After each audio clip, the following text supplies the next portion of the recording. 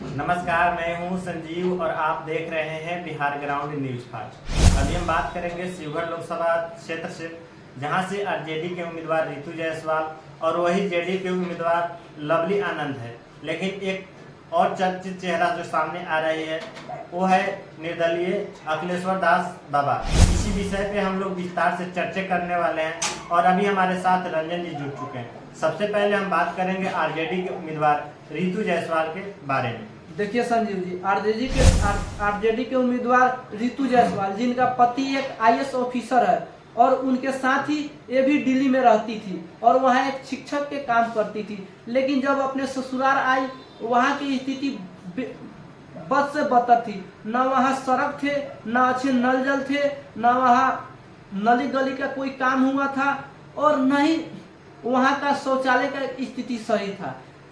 तो उन्होंने सोचा कि मैं मुखिया का चुनाव लड़ूंगा। उन्होंने उस पंचायत से जीत भी दर्ज की। उसके बाद उन्होंने इस तरह काम किया, वहाँ के सड़क अच्छे से बनाए, नल जल के काम अच्छे से किए, नली गली बनाए, शौचालय का काम इस कदर किए कि भारत के उपराष्ट्रपति ने उनको सम्मानित किया। उसके बाद इसी काम को देखते हुए आरजेडी ने उनको विधानसभा का उम्मीदवार बनाया, लेकिन कुछ हजार वोटों से ही वो हार गए। फिर भी उनको आरजेडी ने शिवहर लोकसभा सीट से 2024 में उम्मीदवार बनाया। आरजेडी के उम्मीदवार रितु जायसवाल के बारे में तो आपने बताया। अब बारी आती है जेडीयू के उम्मीदवार लवली आनंद के बारे में आप क्या कहना चाहते हैं? देखिए संजीव जी, लवली आनंद भी बहुत मजबूती तौर पे नेता मानी जाती है। वो संसद पहले भी रह चुकी है और उनका पति बिहार के सबसे बाहुबली नेता आनंद मोहन है और उनके ऊपर एक मर्डर केस का भी आरोप है, जो स्वयं आईएएस का मर्डर है। और इसी बात को लेकर वहाँ चर्चा है और इसलिए लवली आनंद भी बहुत मजबूत नेता है।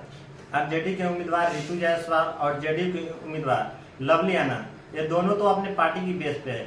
लेकिन सबसे ज्यादा सोचने वाली बातें हो जा रही है कि एक और शख्स है जो कि निर्दलीय काफी सुर्खियों में नजर आ रही है, वो है अखिलेश्वर दास बाबा। उनके बारे में आप क्या कहना चाहते हैं? देखिए, अखिलेश्वर दास बाबा जोगी, जो बिहार के जोगी के नाम से भी जाने जाते हैं, उनका प्रभाव वहाँ के लोगों में है। अगर कोई भी घटना होती है तो सबसे पहले उस स्थान पर पहुँचते हैं और उनको मदद करते हैं, इसलिए उनका भी प्रभाव है।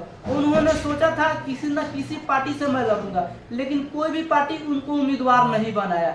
और उनके साथ सन ऑफ बिहार मनीष कश्यप भी है, और जो मनीष कश्यप बिहार के किसी भी कोना में जाए तो उनका प्रभाव एक अलग है, इसलिए वो भी मजबूत है। आरजेडी के उम्मीदवार रितु जायसवाल और जेडीयू के उम्मीदवार लवली आनंद और निर्दलीय जो है तो अखिलेश्वर दास बाबा, ये तो आपने जनता को पूरे विस्तार से बता दिए।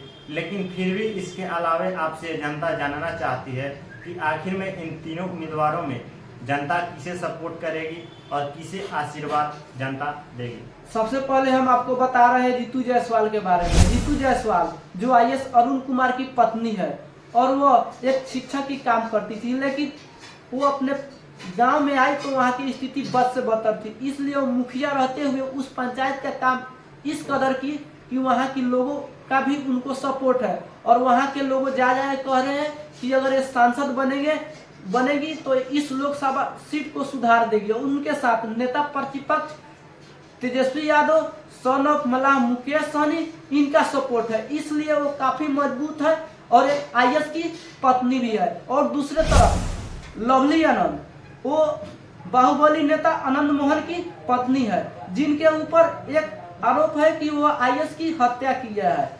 लेकिन उसके बेटा जो शिवहर से अभी वर्तमान में विधायक है और वो लवली आनंद के साथ है, इसलिए ये लड़ाई मजबूत है। लेकिन जो निर्दलीय उम्मीदवार अखिलेश्वर दास बाबा है, उनका भी प्रभाव उस क्षेत्र में है और वो सीधे सीधे लवली आनंद को इफेक्ट कर रही है।